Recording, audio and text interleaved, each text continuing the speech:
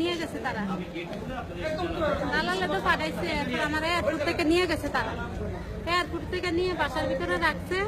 একটা কাজ টাজ করতেছি, এরপর আমার কইতেছে সিলিন্ডারের গ্যাসটি আমি আনতাম, আমি একা পারি না। এরপরে দিয়ে কি করছে তারা, এখান থেকে আইসে আই একটা পুরুষ আই একটা লাত্তি মেয়েরা কি করছে আমার ঘুমের থেকে টাইমে তুলে লেগেছে। তোলার পরে একটা বুড়ো মহিলাই আবার মারছে। মায়েরা আমার ফাঁকার লোক আমার মাথাটা বাইরে সমস্যা করে লেগেছে। একটা চুরি দিয়ে একটা গায়ে দিচ্ছে, আর এমনি করছে একেবারে এই জায়গাটা একবারে খালাইয়ে এরপরে আঙুলটা ভেঙে লেছে। চুরি দিয়ে এমনি বুক দিছে যে খাসির মাংস কুটতাম আমি পারি না চুরি দিয়ে, তারপরে এইটা ভেঙে লেছে আঙুলটা। ভাঙার পরে দিয়ে এরপরে তারা আমি কইতেছি আমি থাকতাম না, আমি বাইকে গেছি। বাইকে যাও না আমার হ্যাঁ থেকে ধরে আনছে, আইন আমার অনেক মায়ের মারছে। মায়েরা তারপরে দিয়ে কি করছে আমার মুক্ত বলে গেছে, অফিসে লয়ে গেছে, কোন জায়গা জানি নিয়ে একটা কাগজ করছে, হাতে টিপসই রাখছে।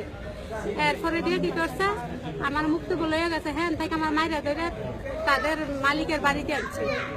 হ্যাঁ দালালের বাড়িতে আনছে, আইনা সেরে তালা মেরে রাখছে। এটার জালে না নাই, এটার কোনো কিচ্ছু নাই, একটা দরজা।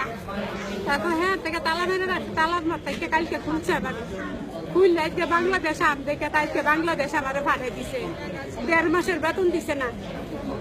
কত টাকা খরচ করে গেছেন আপনি? আমি 20-30 হাজার টাকা খরচ করতে ফেরি তারার লাগছে। আমরা সরকারি ফ্রি ভিসায় গেছিলাম, সরকারি ভিসায় গেছিলাম। আমরা আমাদের দালাল বলছিল যে হজ করে তারপর নিয়ে যাবো। আমরা একটা হজের উপলক্ষে কি গেছিলাম, হজের উপলক্ষে যাওয়ার পরে আমাদের কি করলো, বাসাবাড়ির কাজ দিল, প্রচুর কাজ। 4 দিন কাজ করে আমি 3 দিন কাজ করছি, 4 দিনের দিন আমি পলাই গেছি, ভাইগা গেছি। ভাইগা রাস্তায় আসছি।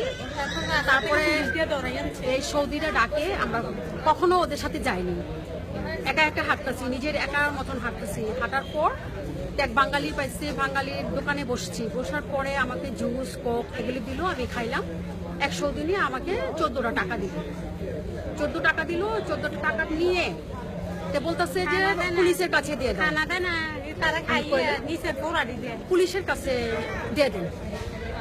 পুলিশের কাছে ওরা আমাকে দিয়ে দিল। আমি 2 দিন থানায় ছিলাম।